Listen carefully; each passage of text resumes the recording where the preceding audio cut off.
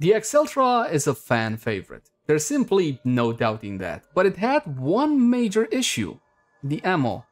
Did the Prime fix that problem or not?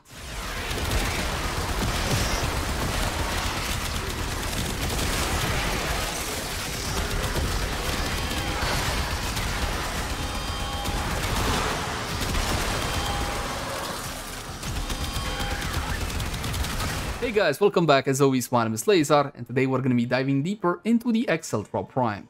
As per usual, we're going to be having an introductory level setup, but also an endgame setup. That said though, please bear in mind that my building guides usually take a more new player friendly tone, simply because I want anybody watching to understand how the weapon functions and how it should be built. So, in case you're a vet and you already know most of this stuff, please bear with me. And with that out of the way, let's jump into the Acceltra Prime. Let's begin by checking out how the weapon handles without any mods equipped. And for that, just a couple of our usual free shots. The Acceltra Prime is a primary rifle that fires mini explosive missiles, but you see, these missiles need a little bit of range to actually arm, as in, if you're going to be hitting your target within 16 meters, there will be no explosion. If you want the missiles to arm, you need to be at least 7 meters away from your target, like so. You should also bear in mind that these explosive missiles also have essentially a push away effect. It's not a guaranteed impact proc, no, it's simple push away effect that more often than not actually gets in the way of getting those fantastic headshots. And you do want to go for headshots with this one, because roughly half the damage of the Acceltra will be getting the benefit of that headshot multiplier.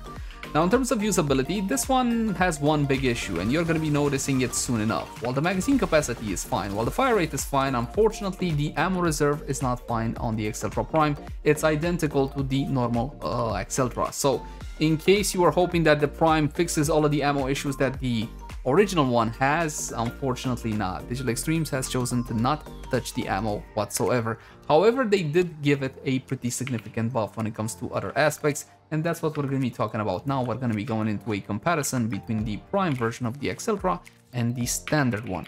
First thing you're going to be noticing, you're going to get a bit less fire rate, which seems a little bit kooky, but you are getting a faster reload at 1.6 seconds instead of 2. Critical chance also went up from 32 to 34. That means that with critical delay alone, you are reaching that magic 100% critical chance number. In terms of actual performance, it's not going to be making a humongous difference, just a tiny one.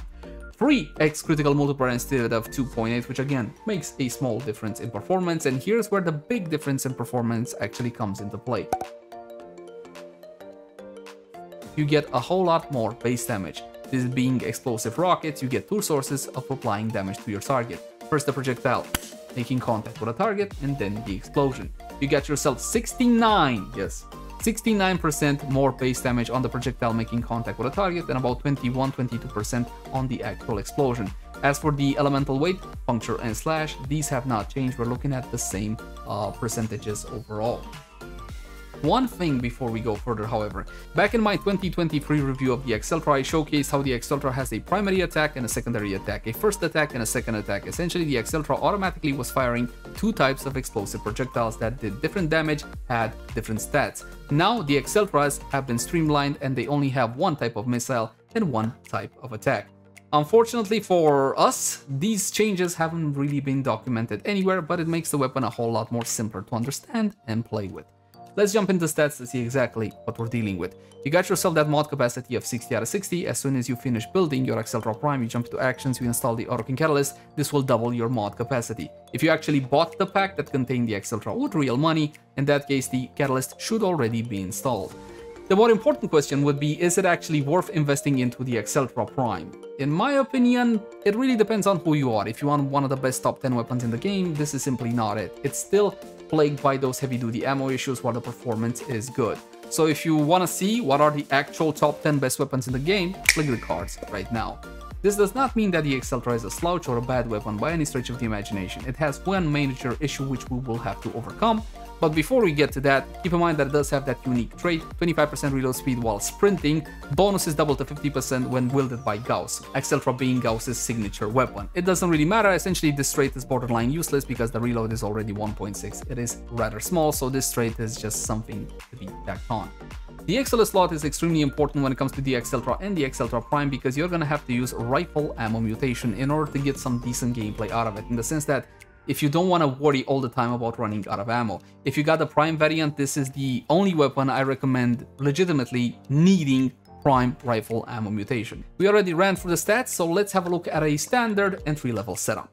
Damage acceleration, multi-shot with split chamber and vigilante armaments, critical chance and critical damage for those of critical delay and vital sense. Thanks to that small buff and base critical chance, we go to 102% critical chance with critical delay alone, which means all our hits will be crits and all of the hits will have the 30% chance to apply slash from hunter munitions. We also got the 2 vital mods on this one, Mulligan Force and Rhyme Rounds. This is your basic introductory level Hunter Mumu build, essentially. Yes, viral with slash because this is gonna do a good job on most content in Warframe, not all of it, and we're gonna cater our build depending on what content we're doing. More on that again later. We also got rifle mutation in the XL slot. Again, in my opinion, it is mandatory for this weapon because it does run out of ammo really quickly. Bear in mind that Citrine has no buffs, no corrosive projection, nothing of the sort that would skew our test results, and we're using Naramon to not buff up the damage of the weapon, just so you can get a very clear understanding of what the weapon can do. What we will be hitting, however, is a mixture of brand new targets and old targets. We got Rogue Colurvan, we got the Hollowed Vein, and we also got Corrupted Heavy Goons, which normally are my favorite target. You will see that the weapon has no problem in dispatching targets really quickly. As per the usual, performance for the Acceltra was never really an issue. The issue was ammo. Here's the Corrupted Heavy Goons, which are significantly more tougher than the Colurvan. Annihilated, you can see tons and tons of damage over time on that. Look at that. 7 slashes, 10 vitals, absolutely annihilating that Corrupted Heavy Goon. And the Colurvan as well. The Hollowed Vein, however, is a lot more beefier, and the reason why I'm using the Hollowed Vein is because when it comes to the brand new content, the Hollowed Vein is one of the more tougher targets you can actually meet. These guys are weak to radiation damage, and I'm using Vital and Slash, but even like this, I can still absolutely knock them out of the park without any issue whatsoever. Take a look. And a few Corrupted Heavy Goons on top as well. This is the kind of performance you can expect out of a base level build for the Acceltra, and I think level 100, well, it's more than enough to taste a base level setup. This concludes the new player-ish portion of the guide. What will follow is essentially the souped up endgame setup for the players that have all the resources and don't have an issue actually using them. We're going to be looking at something like this. Now I know what you're going to say, hold on, I see a Riven, I don't want to invest into Rivens. Definitely, you can swap this one out. This is a multi-shot damage, critical damage, and plus weapon recall roll. Keep in mind that when it comes to the Riven disposition, Acceltra has 1 out of 5. It is not worth it going out there, spending thousands upon thousands of flat for a Riven, at least if it had 2. It's simply not worth doing it. On the other hand, you can still get Rivens which are slottable, quote-unquote, something like this with the multi-shot damage and critical damage. That flat damage over there is not exactly ideal because we can get it from other sources, but it's still gonna work well on this one. Instead of a Riven, you can do something like flat damage, for example, Serration or Amalgam Serration. You can make the trade-off, that 10% damage for 25% sprint speed. It's down to the user. It's not really gonna make that much of a difference in terms of performance, so I would go for the Amalgam version for everyday usage of the weapon. We also got a Bane mod on this one. Now, my feelings on Bane mods aren't exactly a secret. I'm not a fan of this mechanic, but when it comes to damage over time builds such as slash builds or heat builds or maybe even electricity builds, why not check out my Amprex build, link in the cards right now. Faction modifiers double dip, and if you don't understand how that one actually works, you should watch my Hunter Munitions guide, and again, link in the cards right now, so we don't have to spend another 5 minutes explaining everything now. Cool. Galvanized Aptitude is not on the weapon. Why not? Well, basically, Galvanized Aptitude does kind of work on the Acceltra. What you can do is something like this, but its damage benefit isn't gonna apply to all of the damage that the Acceltra does. Basically, it's only gonna be applying to the projectile making contact to the target, this damage, but not to this damage. It is usable, but it's not something I would recommend using. As for arcanes, you do have a couple of options depending on your playstyle and your setup. Merciless is the simple way to go. It's flat damage, it's on kill, you don't really need to worry about it. This one used to solve our ammo issues, but unfortunately they removed the whole extra ammo from Merciless, so there is that to bear in mind. We're gonna unequip the Aptitude because at the end of the day it doesn't apply to all of the damage, and for this time, just because I want to give the weapon the best chance at winning, we're gonna be going with Prime Bane of the Corrupted, and we're gonna be spawning in Corrupted Heavy Goons level 180 with the Steel Path modifier enabled. Straight for a headshot as per the usual. Now keep in mind, when it comes to headshots and explosions, you're not going to be getting the headshot multiplier benefit on the explosion, but the projectile making contact with a target, you're still going to be getting that fantastic bonus. When it comes to performance, well, we do need to get a couple of kills because this is a galvanized setup, but as you can see, the Acceltra has no problem in completely annihilating level 180 Corrupted Heavy Goons, and you got yourself those Steel Path modifiers enabled. Absolutely bloody fantastic, considering the MR lockout of the weapon. Is it better than X, Y, Z? Well, that will depend on the X and the Y and the Z. On the other hand, you might say, hold on, I'm not really shooting Corrupted Heavy Goons right now, I'm doing the brand new content, I'm down on Deimos, and I'm doing Whispers in the Wall. In that case, we gotta bear in mind what exactly are we shooting. In Whispers in the Wall content, you need Corrosive and Radiation. If you want more details on that, link in the cards right now for my full and detailed guide on the Murmur faction. Arcane Frostbite for your Arcane, and we're going to be using the Diriga or a Sentinel to proc it. You can also use a secondary primer if you so desire, because you still would need ideally Vital on your target. So you can use a secondary primer mixed in together with a Sentinel to get yourself cold procs for the Frostbite, and of course Vital procs because we are still using Hunter munitions. Radiated Reload is one of the brand new mods introduced with the latest expansion, and of course we also got Corrosive with the 290 mods because again you don't need a 1000 procs. Most of the procs that you care about when it comes to this weapon are coming from Hunter munitions, and Hunter munitions doesn't care about your status chance. And of course, as per the usual, Prime Rifle ammo mutation, which is mandatory. As for our Vital, it's going to be coming from Revenant, or more specifically Grendel's Nourish. Another good arcane for basically any weapon is going to be Arcane Avenger. This one applies to your primary, secondary, your melee, and your heavy weapon at the same time. It's a bonus additive after, simply stacking on top of what you already have. As for this arcane, you can go for something like Acceleration if you want even more ammo issues, but in my opinion, at least one of your arcanes should always be saved for your theoretical Warframe build. So for the time being, we're just gonna make ignore of this arcane. As for a companion, we're going to be using the Diriga. Now, the Diriga is the best primer in the game right now for obvious reasons, and if you don't know what those reasons are, Digital Extremes recently did a whole companion rework thing, which turned out quite nicely. More details on that in the cards right now. We're going to be using the Hellstrom on the Diriga with a build such as this that will be proccing that fantastic primary Frostbite that's going to be getting a whole lot of multi-shot and critical damage for us. Now, technically, there is a counterpart to primary Frostbite, and that one is called Primary Blight. This one, in essence, kinda does the same freaking thing, multi-shot and critical damage. However, this one offers more critical damage and less multi-shot. It will depend on which one you should use. But from recent testing, as in a couple of minutes ago, Primary Blight does not proc off of secondary procs or Sentinel procs. So essentially, the only way to proc this one is if your primary weapon actually does Toxin procs, limiting its usability. Again, I think it's a design oversight or a bug. I think it should function the same as Frostbite. That does get procs from your companion or your secondary. So, we're going to be testing on level 180 enemies. We got the Rogue Curve and Hallowed Vein and the Corrupted Heavy Goons. We're going to be unpausing the targets, so my little Diriga actually fires stuff at them. And you can track my procs in the upper right portion of the screen. Activate Grendel's Nourish, and we're going to go to town, starting with the Rogue Curve. And of course, it's going to be Destruction City. Make sure you kill them with your weapon before they blow up, so you get yourself your procs. If the Cullervens dies under their own self-destruct thing, you're not going to be getting your procs for your arcanes and your mods as well. I'm talking about kill effects. Now, Corrupted Heavy Goons, level 120. Take a look at that.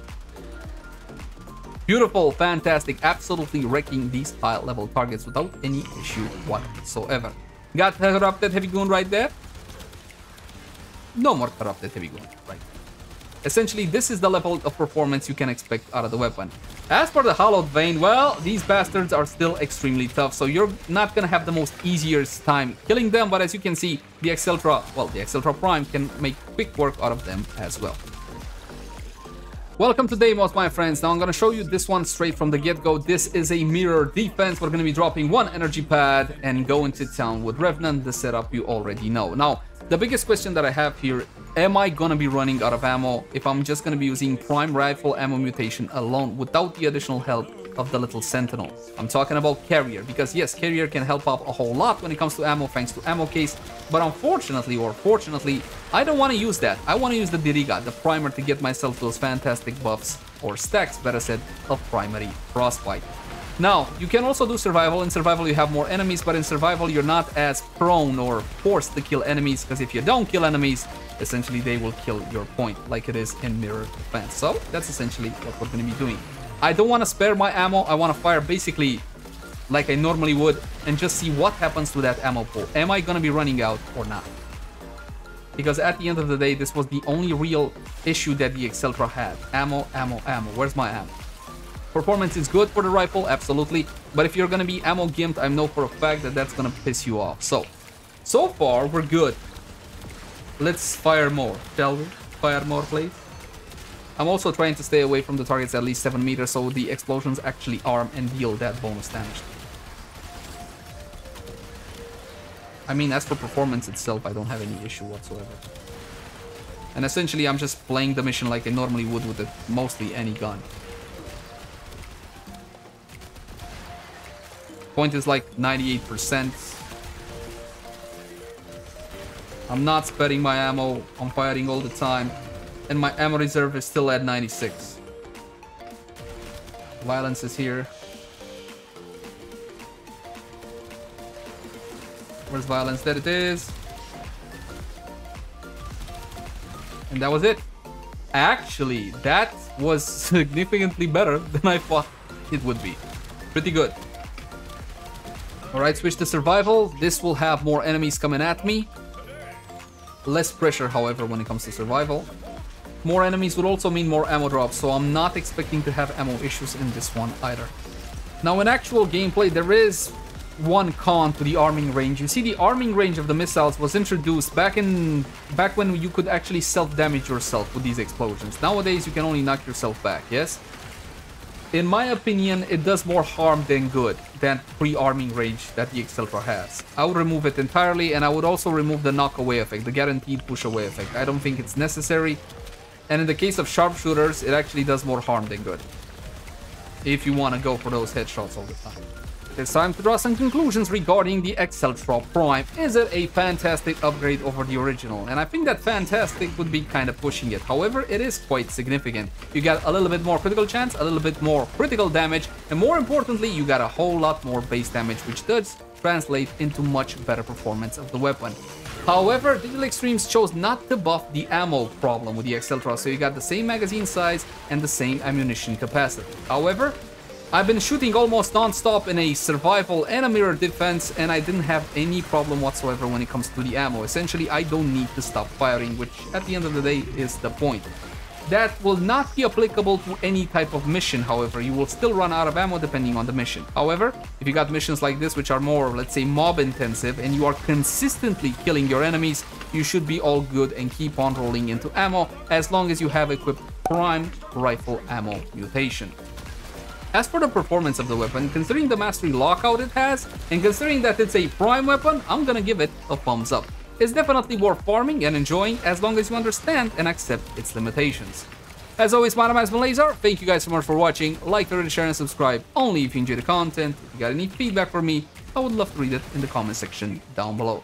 Also in the comment section down below if you want to suggest any particular type of content.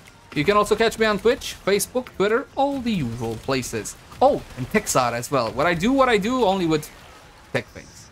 I'll catch you guys in the next one. Bye.